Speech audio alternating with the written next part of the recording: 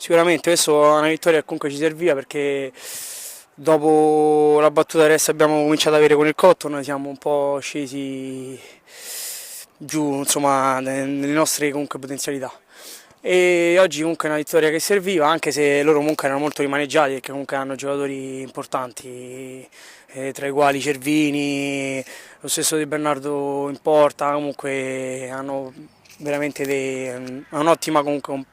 squadra. E oggi comunque dai, ha fatto morale questa cosa, speriamo che ci ha ricompattato e serviva questa vittoria soprattutto per il nostro capitano, la voglio dedicare, spendo le parole al nostro capitano Gianluca Caruso e personalmente gliela dedico e anche i due miei gol oggi li dedico a lui.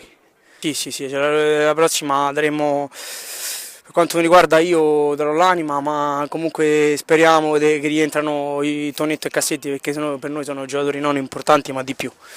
e speriamo che vada bene.